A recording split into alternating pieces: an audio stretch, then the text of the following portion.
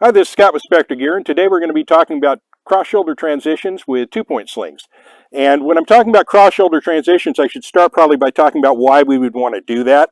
And that's a critical skill when it comes to pieing a corner or properly pieing a corner.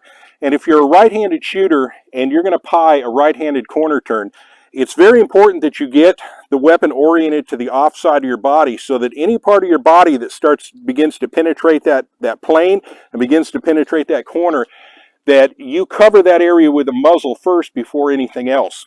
Now, what some people will try to do with a right-handed corner turn is they'll just simply crack the rifle out and they'll try to lean out thusly.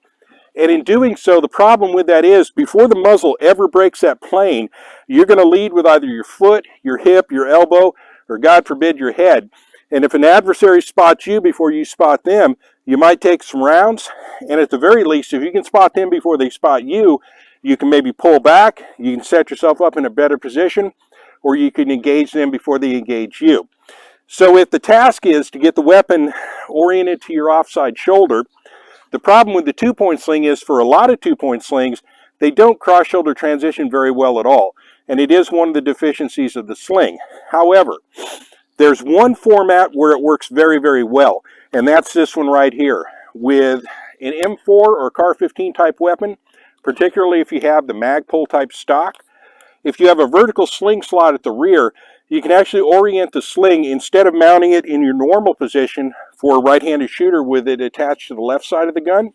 You can have it attached to the right side, and it makes for a very smooth cross-shoulder transition.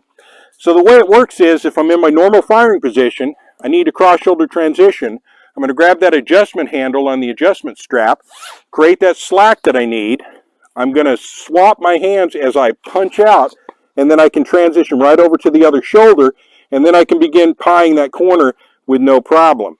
And then coming back the other side, I just simply switch my hands again, pop out and back, and we're good to go. So let me show you what that would look like live fire.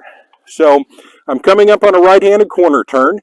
I see that I need to transition to my offside.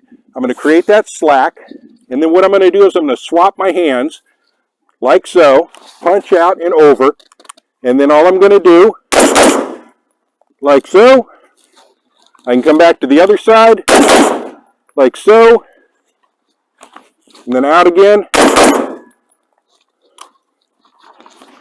and we're good to go.